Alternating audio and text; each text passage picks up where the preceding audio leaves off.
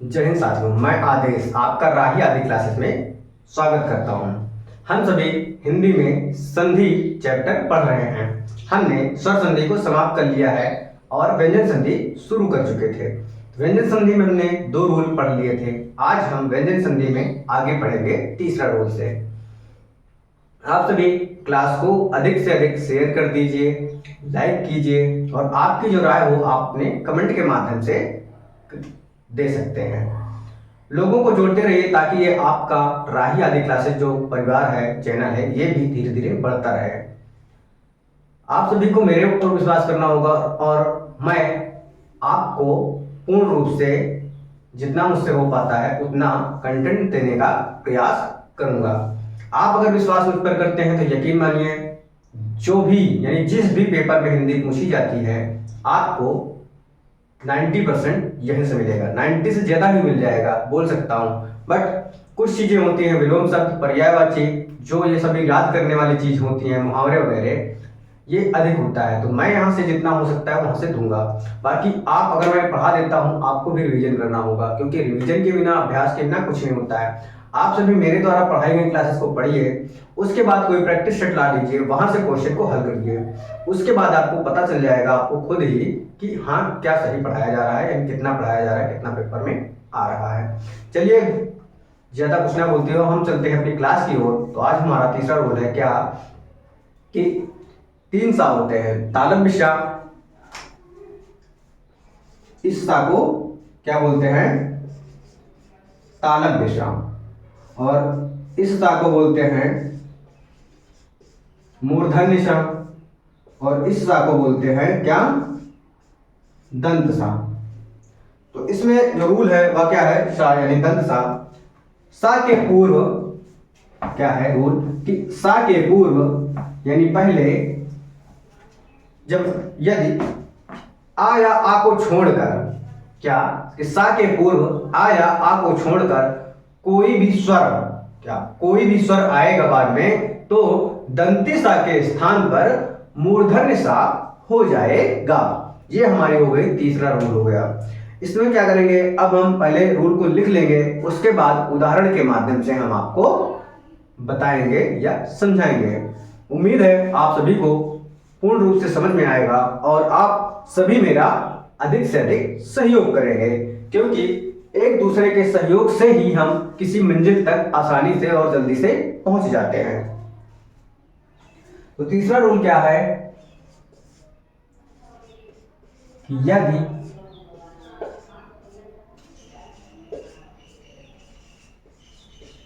सा के पूर्व आ या आ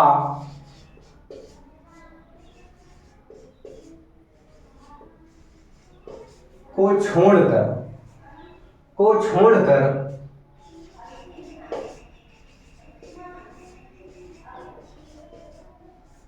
कोई स्वर हो तो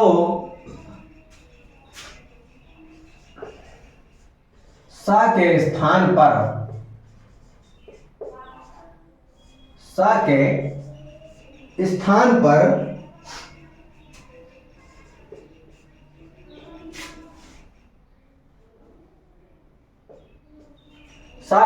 पर श हो जाता है। तो ये हमारी हो गई रूल, या हम कह सकते हैं व्यंजन संधि का रूल है तीसरा। इसको परिभाषा कह सकते हैं क्या है, यदि सा के पूर्व यानी दंत सा के पूर्व 2 पार्ट होते हैं संधि के, तो जब पहले पार्ट में सा के पूर्व और दूसरे पार्ट में सा आएगा, इसके पहले आ या आ को छोड़कर कोई भी स्वर आएगा तो इस सा के स्थान में यानी दंती सा के स्थान पर क्या हो जाएगा? मूर्धन्य सा हो जाएगा। आप सभी समझ गए होंगे। अब हम चलते हैं क्या उदाहरण की तरफ। तो जैसे उदाहरण क्या है, विधन सम। क्या है उदाहरण? विधन सम। आप सभी देख रहे हैं कि सा के पूर्व यानी यहां पर आया है दंती सा, इसके पूर्व आ या आ को छोड़कर कोई स्वर आएगा जब आ या आ को छोड़कर कोई स्वर आएगा तो यहाँ पर देखिए आ या आ नहीं आया हुआ, क्या आया हुआ है, इ आया हुआ है, क्या इ आया हुआ है। तो हम क्या करेंगे, इस दंत सा के स्थान पर मूर्धन्य सा कर देंगे। तो हमारा जो संधि करने पर शब्द बनेगा वह क्या बन जाएगा, विषम शब्द बन जाएगा। अगला उदाहरण है क्या कि सुधन सुप्त, क्या है कि सुधन सुप्त। यहां पर क्या है, सा के पूर्व यानी इस सा के पूर्व क्या हो, आया आ को छोड़कर, तो यहां पर क्या है, इस बार उ आया है, क्या आया है, उ आया है। तो दंत सा के स्थान पर हमें क्या करना पड़ेगा, मूर्धन्य सा करना पड़ेगा। तो हम इस सा को मूर्धन्य सा कर देंगे। तो उसके बाद यानी संधि करने के बाद, मेल करने के बाद जो हमारा शब्द बनेगा वह क्या बनेगा, सुषुप्त शब्द बन जाएगा। संधि करने पर केवल हमें दंत सा के स्थान पर मूर्धन्य सा ही करना होता है, बाकी सब सेम वैसे ही उतार देते हैं या लिख देते हैं। आगे है अगला उदाहरण कि निधन निधन सेध, निधन सेध। तो हमारा फिर सेम है, सा के पहले आया आ को छोड़कर कोई स्वर आए, तो यहां पर क्या है, इ आया हुआ है और इस सा का हम मूर्धन्य सा कर देंगे। तो हमारा संधि करने पर, मेल करने पर जो शब्द बनेगा वह क्या बन जाएगा, निषेध शब्द बन जाएगा। ये हो गया हमारा अगला रूल। अब हम इसके बाद दूसरा रूल पढ़ेंगे।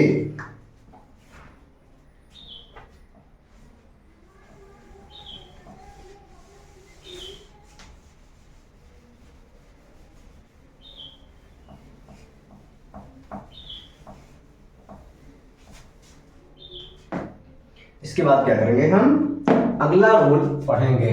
कौन सा, चौथा नंबर है। कौन सा, चौथा नंबर है। इस बार क्या है अगला रूल, यदि दंत सा या ता वर्ग के बाद, क्या कि दंत सा या ता वर्ग के बाद जब सा आएगा, कौन सा, तालब सा या चा वर्ग आए, चा वर्ग आए तो दंत सा के स्थान पर तालब सा और ता वर्ग के स्थान पर चा वर्ग हो जाता है। इसको हम लिख लेते हैं, उसके बाद उदाहरण के माध्यम से देखते हैं। क्या है कि यदि साया ता वर्ग, यदि साया ता वर्ग के बाद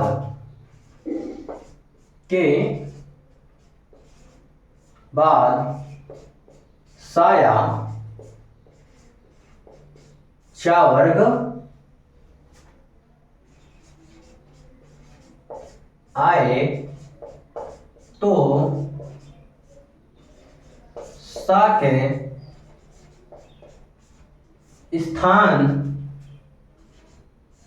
पर शम और ता वर्ग के स्थान पर ता वर्ग के स्थान पर चा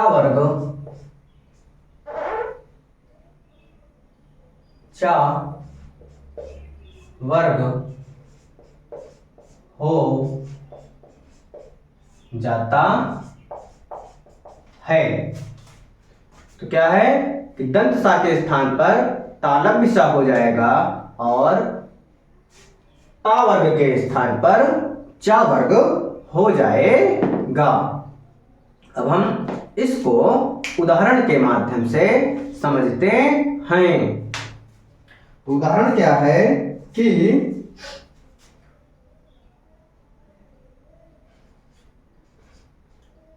उत धन चारण। क्या है उदाहरण हमारा?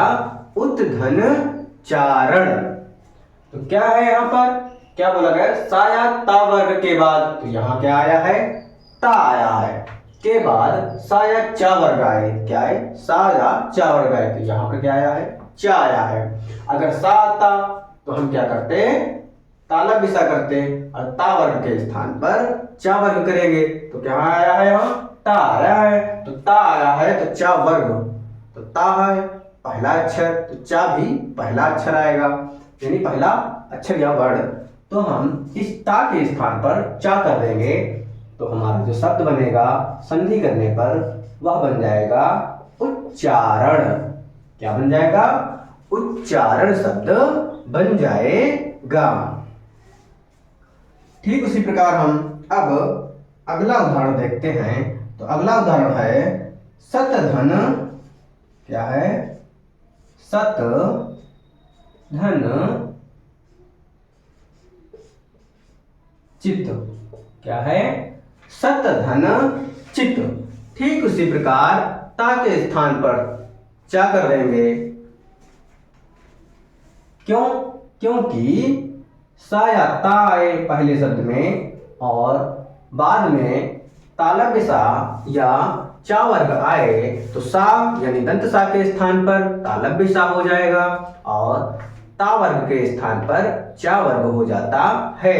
तो यहाँ पर ता आया है, तो ता के स्थान पर हम क्या कर देंगे? चा कर देंगे और जो संधि करने पर हमारा शब्द बनेगा वह बन जाएगा सच्चित। क्या बन जाएगा? सच्चित शब्द बन जाएगा। अगला उदाहरण है जगत धन छाया। क्या?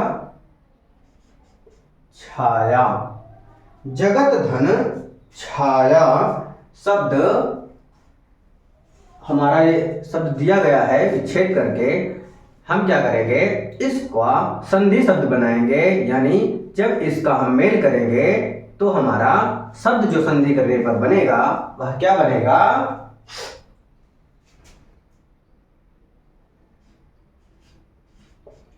जगत छाया शब्द बन जाएगा संधि करने पर। उम्मीद है आप सभी को यह रूल भी समझ में आ गया होगा। एक उदाहरण और देख लेते हैं। क्या कि दुष् धन चरित्र। क्या? दुष् धन चरित्र। इस बार यहां पर क्या आया हुआ है? सा आया हुआ है। ठीक उसके बाद चा वर्ग आया है, तो सा के स्थान पर हम क्या करेंगे? सा के स्थान पर हम तालव्य सा कर देंगे, तो हमारा जो संधि करने पर शब्द बनेगा वह क्या बन जाएगा? दुष्चरित्र। दुष्चरित्र शब्द बन जाएगा। ये हमारा रूल नंबर 4 हो गया। अब हम अगले रूल की तरफ चलते हैं।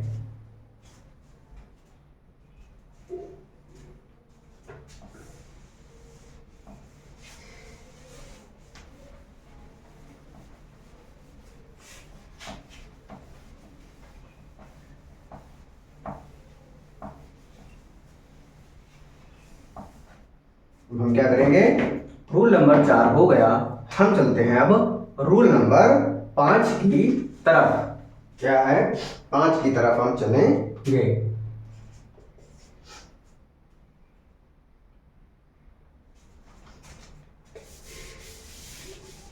रूल नंबर हमारा 5 क्या कहता है? यदि सा या ता वर्ग के बाद, यहां पर भी दंत सा या ता वर्ग के बाद जब मूर्धन्य सा या टा वर्ग आएगा, क्या मूर्धन्य सा यदि टा वर्ग बाद में आएगा तो दंत सा के स्थान पर मूर्धन्य सा और ता वर्ग के स्थान पर टा वर्ग कर देंगे। ये हमारा नियम 5वां हो गया व्यंजन संधि का।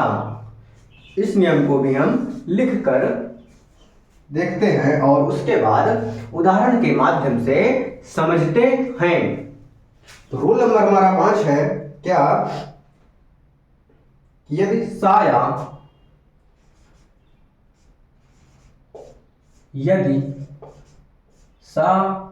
या ता वर्ग के बाद, क्या है, के बाद सा या टा वर्ग आए तो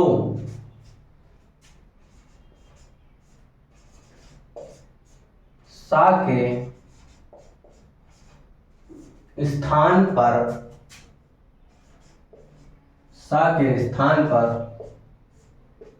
सा और ता वर्ग के स्थान पर ता वर्ग के स्थान पर टा वर्ग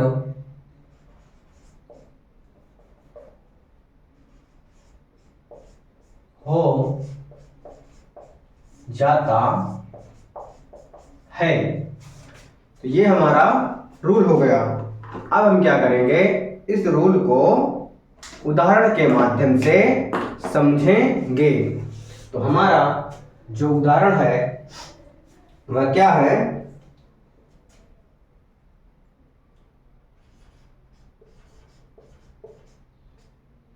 रामस धन टीकते।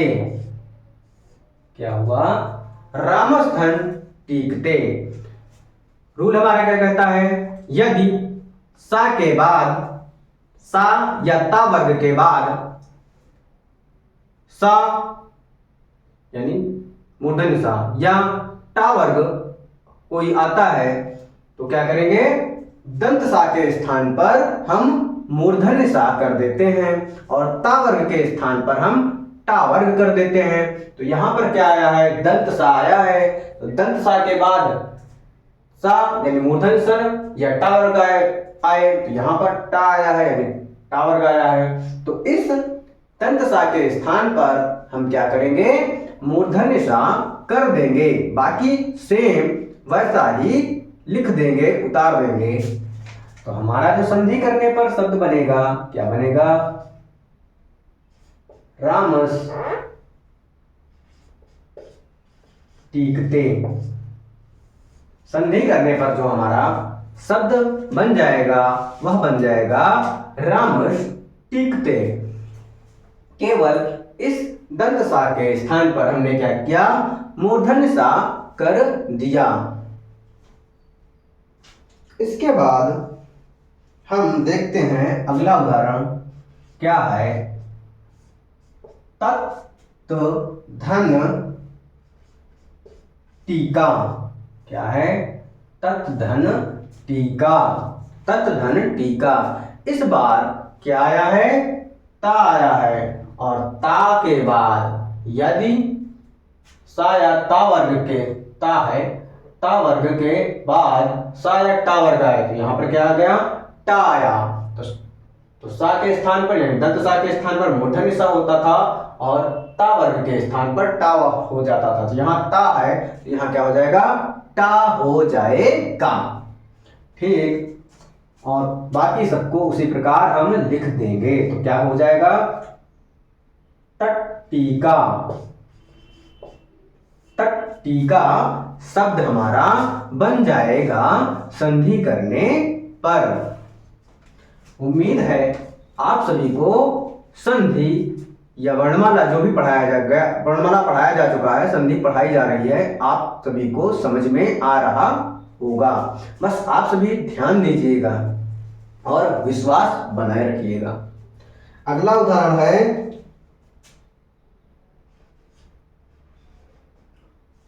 उद्धन डयन। क्या? उद्धन डयन। तो यहां पर क्या आया है? ता वर्ग का आया है डा, ता वर्ग का डा आया है, और यहां टा वर्ग का डा आया है। ता था डा यानी तीसरा आया है, तो टा वर्ग का भी तीसरा करेंगे, टा ठा डा, डा करेंगे, यानी उसका तीसरा आया है तो इसका भी तीसरा ही आएगा। तो इस स्थान पर क्या करेंगे? हम डा कर देंगे। तो जो हमारा संधि करने का शब्द बनेगा वह बनेगा उड्डयन। उड्डयन शब्द बन जाएगा संधि करने पर। इसका हम एक उदाहरण और देखते हैं। क्या? कि मत धन टीका। क्या? मत धन टीका। क्या उदाहरण हो गया? मत धन टीका। तो इसके बाद यहां क्या आया है? ता आया है, फिर टा आया है। जब ता पहला है तो टा भी पहला हो जाएगा। तो हमारा जो संधि करने पर शब्द बनेगा वह क्या बन जाएगा? मट्टिका। क्या बन गया? मट्टिका शब्द बन गया। आज की क्लास को हम यहीं तक रखते हैं। आगे की क्लास हम कल करेंगे, कल पढ़ेंगे। उम्मीद है आप सभी और लोगों को भी इस क्लास में शामिल करेंगे अधिक से अधिक। आप सभी का अपनी क्लास में, अपने राही आदि क्लास पर परिवार में जुड़ने के लिए धन्यवाद। क्लास को अटेंड करने के लिए आप सभी का धन्यवाद। क्लास को समाप्त करते हैं।